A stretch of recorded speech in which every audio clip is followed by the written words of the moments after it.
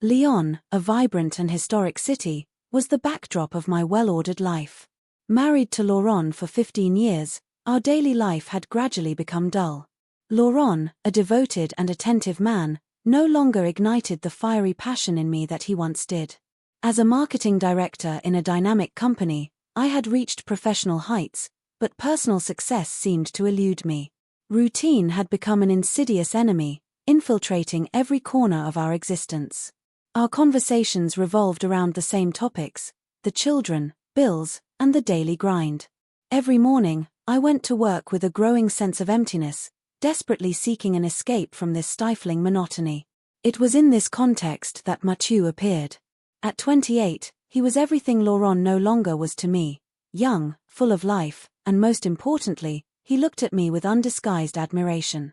Mathieu was our new intern, fresh out of school, brimming with energy and innovative ideas. From his first day, something about him caught my attention. Maybe it was his way of smiling at me, subtly complimenting my strategic choices, or simply the spark of novelty he brought. Weeks passed, and our exchanges became more frequent, more personal. We often stayed late after meetings under the pretext of finalizing last-minute details. These stolen moments, filled with passionate discussions and furtive glances, became the highlight of my days. One evening, as we were the last to leave the office, Mathieu leaned towards me, his eyes burning with desire. "Élise, I have something to tell you," he murmured. My heart was pounding. We both knew what was coming, and the excitement of the forbidden made every second more intense. I invited him into my office, closing the door behind us. The first time our lips touched, it felt as if the whole world disappeared. All my doubts, all my hesitations evaporated in that moment of pure passion. Mathieu was the antidote to my boredom, a breath of fresh air in an all-too-predictable existence. Yet every morning, when I returned to Laurent and our children, guilt gnawed at me. I knew what I was doing was wrong, but the sensation of living again was too addictive to give up. Every encounter with Mathieu reminded me of what I had lost, what I ardently desired to regain. Lyon, with its cobblestone streets and lively squares, became the stage for our clandestine affair. We found excuses to slip away, enjoying stolen moments in the shadows of prying eyes. Our relationship, though secret, made me feel like I was reliving my 20s, desired and loved. But deep down, I knew this double life couldn't last forever. The truth always comes out, and I dreaded the day Laurent would discover what was really happening. My marriage, our family, everything we had built together was at stake. Yet the allure of this forbidden adventure was too powerful, pushing me closer to the brink every day. As our relationship evolved, I couldn't help but wonder where it would lead us. Was it just a fling, a desperate attempt to escape an unbearable reality, or something deeper capable of changing my life forever? Our affair with Mathieu took a bolder turn. Every stolen moment at the office became an increasingly intense dance of seduction.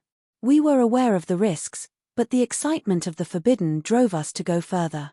The office, with its impersonal partitions and harsh neon lights, became our secret refuge. The meetings after work multiplied.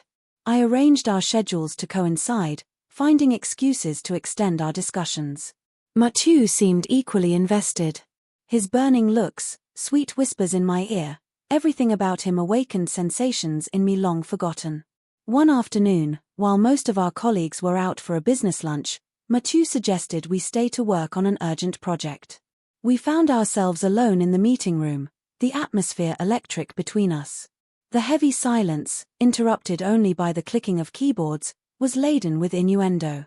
"Élise, have you thought about what I told you the other day?" he murmured, approaching me. I felt his warm breath on my skin, and my heart raced. Yes, I had thought about it. Too often, in fact. But reason urged me to step back, not to cross that invisible line that still separated us from the point of no return. "Mathieu, it's complicated. You know I'm married, I have children." My whisper faded into the heavy air of the room. He placed a hand on mine, his eyes locked on mine, and my entire being trembled under his touch. "I know, Élise. But what we have, it's special. You feel it too, don't you?" His voice was soft but determined. And he was right. Every fiber of my being desired him, Every moment away from him felt like an eternity. That time, we gave in to our desire. The exchanged kisses, feverish caresses, everything took on a new dimension. In that office, a symbol of routine and duty, we found a space of freedom, a timeless parenthesis. With each encounter, our bond grew stronger, making the idea of stopping unbearable. Yet returning home became increasingly difficult. Laurent suspected nothing, or at least that's what I believed. Our children, engrossed in their own worlds, didn't notice my prolonged absences or my increasingly elaborate excuses to justify my tardiness. Laurent, despite his kindness and understanding, couldn't fill the void growing inside me. Our exchanges became mechanical, our gestures routine. Even the rare, often forced moments of intimacy no longer rekindled the flame. Every kiss from Laurent reminded me of how much I had changed, how much we had changed. Mathieu, with his youth and insouciance, represented everything I had lost. His mere presence made me feel alive, desired. And despite the guilt that gnawed at me, I couldn't bring myself to end it. Every encounter with him was a breath of fresh air in a suffocating daily life. Weeks passed, and our relationship became increasingly bold. We found moments to escape, to meet far from prying eyes. Seedy hotels, isolated corners of the city, any place became a potential playground for our clandestine affair. But the further we went, the greater the risk grew. I knew we were playing with fire, that every message, every call could be discovered at any moment. Yet the idea of stopping seemed impossible. Mathieu had become a part of me, a part one could no longer ignore. It was an imprudent message that triggered the storm. One evening, while I was at home, Laurent entered the office with a dark look on his face. "Élise, we need to talk." My heart sank. I knew this moment would come, but I had hoped to delay it a bit longer. Laurent held my phone in his hand, his usually serene face twisted with palpable pain. "What's this, Élise?" His voice trembled slightly, a mix of anger and sadness. I knew denying the obvious would be futile. My hands clammy, I forced myself to meet his gaze. "Laurent, Words failed me. How could I explain this void, this thirst to live again? Laurent frowned, his eyes desperately searching for an explanation that wouldn't come. "How long, Élise?" His question was simple, direct, but each word hit me like a punch. "A few months," I finally admitted, my voice barely a whisper. Laurent closed his eyes, shaking his head as if he could erase what he had just learned. The silence stretched between us, heavy and unbearable. Finally, he got up and left the room without a word.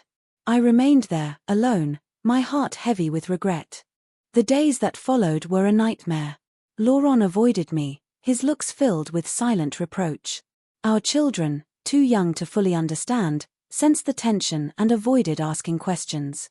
I threw myself into my work, but even there, Mathieu's presence became difficult to bear. Every look, every exchanged smile reminded me of the betrayal, the chasm I had created between me and my family. Mathieu, on the other hand, seemed increasingly worried. "Élise, are you okay?" he asked one morning, his soft voice betraying his concern. I nodded, unable to respond. Our stolen moments at the office no longer had the same flavor. The fear of being discovered, the guilt gnawing at me, everything made our relationship increasingly difficult to manage. One evening, as I was alone in our bedroom, Laurent entered without knocking. "We need to talk." His voice was firm, determined. I sat on the bed, looking at him apprehensively. "What do you want, Laurent?" I asked softly, dreading the answer. "I can't continue like this, Élise. You've broken something between us." His words were harsh, but I couldn't contest them. "I know, Laurent. I'm sorry." Tears flowed freely down my cheeks. I don't know why I did it. I was lost, searching for something. Laurent shook his head, his face filled with sadness. "I'm not sure I can forgive you, Élise. But I want to try for us, for the children." His words, though comforting, left a bitter taste in my mouth. I knew rebuilding our relationship would be a long, arduous journey. Mathieu, on the other hand, became increasingly insistent. "Élise, you have to make a choice. I can't continue like this in the shadows." His words tore at me. How could I choose between passionate love and the family I had so carefully built? Each day, the pressure mounted, making every decision more difficult. The inevitable confrontation came during a family gathering. Determined to clear things up, Laurent spoke up in front of our children and parents. "Élise, it's time everyone knew." His voice echoed in the room, and I felt everyone's eyes on me. "Laurent, please, not now," I pleaded, but he ignored my request. Élise had an affair. The bomb was dropped. The incredulous looks, the shocked murmurs, everything seemed surreal. Our children, bewildered, didn't understand why their father was exposing our private life. The scene was devastating. Tears, screams, accusations. My parents, shocked and disappointed, Laurent, devastated by the betrayal, and our children, lost in this emotional storm.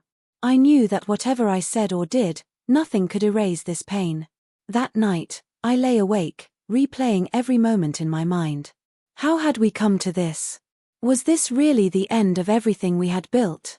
Mathieu, though present in my thoughts, suddenly seemed so distant. What I had taken for passionate love was perhaps just an illusion, a way to escape an unbearable reality. The day after that fateful gathering, I went to the office with a heavy heart. Mathieu was waiting for me, his worried gaze scrutinizing my every move. "Élise, we need to talk." His voice was soft, but I could feel the urgency in his words. We isolated ourselves in my office, far from prying ears.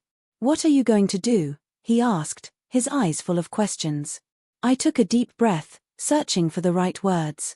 "Mathieu, I can't continue like this.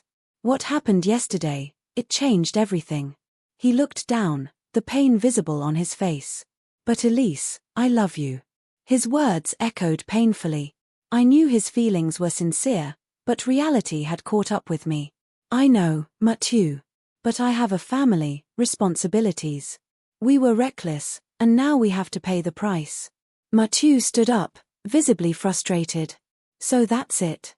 You're going to give up everything?" His voice broke, and I felt the tears rising. "I don't have a choice, Mathieu." My voice was firm despite the pain. "I've broken something precious, and I have to try to fix it." The following days were a whirlwind of emotions. Laurent and I tried to piece things back together, but the road was long and fraught with obstacles. Every conversation, every attempt at closeness felt fragile, ready to shatter at the slightest misstep.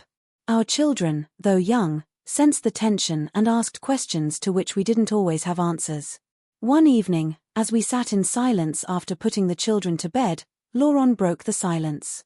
"Élise, I want us to see a couples therapist." His voice was calm but determined. I nodded, acknowledging that we needed help to get through this ordeal. The therapy sessions were challenging. Exposing our weaknesses, our pain, our regrets to a stranger was not easy. But gradually, we began to understand the deeper reasons for our drift. The routine, the fatigue, the unspoken expectations, all these had contributed to widening the gap between us. Mathieu, on the other hand, left the company. His presence had become unbearable, both for him and for me.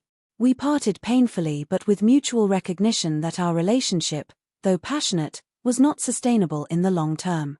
He left for new opportunities, and I wished him well despite the sadness of our goodbye. Months passed, and Laurent and I worked hard to rebuild our marriage. It wasn't easy, but we were determined. The little attentions, the shared moments, the open discussions, all these helped to recreate a bond between us. We learned to rediscover each other, to love each other anew, not as before but in a new, more mature and thoughtful way. But the true test came when we decided to talk to our children about what had happened. We wanted to be honest with them without burdening them with unnecessary details. It was a difficult but necessary moment. Their reaction was mixed, but with time, they began to understand and accept that even adults make mistakes. Eventually, life resumed its course with its ups and downs. Laurent and I knew our marriage would never be the same, but we were determined to move forward together. Therapy had helped us to communicate better, to express our needs and desires, and to understand that love requires constant effort. As for Mathieu, he remained a bittersweet memory. Part of me regretted the adventure, But another part recognized that it had allowed me to see the flaws in my marriage and to face them. Sometimes, you have to hit rock bottom to rise stronger and more determined. And so, life went on. Each day was a new challenge but also a new opportunity to rebuild and reinvent our relationship. Laurent and I knew the road would be long, but we were ready to walk it together, hand in hand. With time, the gaping wound of our marital crisis began to heal. Couples therapy had helped us get through the worst moments, but it was in the little things of everyday life that we truly found our way to healing. A shared coffee in the morning, a walk in the park, spontaneous laughter, these simple moments slowly but surely rebuilt our bond. I realized that our love had been tested but emerged stronger. We had learned to rediscover each other, to accept each other's imperfections. Laurent and I were no longer the same people as at the beginning of our marriage, and it was by accepting this change that we could move forward. Our children, though marked by this tumultuous period, seemed to regain their carefreeness. Their resilience impressed me every day. We had chosen transparency, and although it had been difficult, I now saw the benefits of this honesty. They knew we weren't perfect, but also that we were willing to do anything to preserve our family. One evening, as Laurent and I sat on the terrace watching the lights of Lyon twinkle in the distance, he took my hand in his. "Élise, I'm proud of us." His simple but sincere words warmed my heart. We had come a long way, and his recognition meant everything to me. Me too, Laurent. We've overcome so many trials, and we're still here together. I rested my head on his shoulder, savoring this moment of peace. We weren't perfect, but we were determined to make our marriage work. The relationship with Mathieu remained a distant memory, a parenthesis in my life. He had given me what I was looking for at that moment, but in the end, he had also shown me what was truly important to me. I would never forget that period, but I had put it behind me, ready to focus on my future with Laurent. Weeks turned into months, and our lives resumed a more stable rhythm. We learned to celebrate our successes, no matter how small, and to face our challenges together. Each obstacle overcome strengthened our bond, and each shared moment of happiness reminded us why we had chosen to stay together. One morning, looking at our reflection in the mirror, I realized how much we had changed. The trials had aged us, but they had also made us wiser, more understanding. Laurent and I had learned to support each other, to be there for each other in both good and bad times. My professional career had also evolved. After Mathieu's departure, I realized the importance of balancing professional and personal life. I invested in projects that truly mattered to me, finding new momentum in my work. The challenges I had overcome personally had given me a new perspective, a new strength. In the end, I understood that this crisis had been a necessary trial. It had forced me to confront my fears, my desires, and to make difficult choices. But it had also allowed me to rediscover the beauty of love and fidelity, to understand that true love requires constant effort and a willingness to fight for what truly matters. Laurent and I were ready to face the future together, knowing that other challenges awaited us but confident in our ability to overcome them. We had chosen to give ourselves a second chance, and each day was a new opportunity to prove that we had made the right choice. Ultimately, this story of infidelity taught me a valuable lesson. Life is full of temptations and difficult choices, but it is in the way we face these challenges that our true character is revealed. And despite the mistakes and regrets, it is always possible to find the path to redemption and rebirth.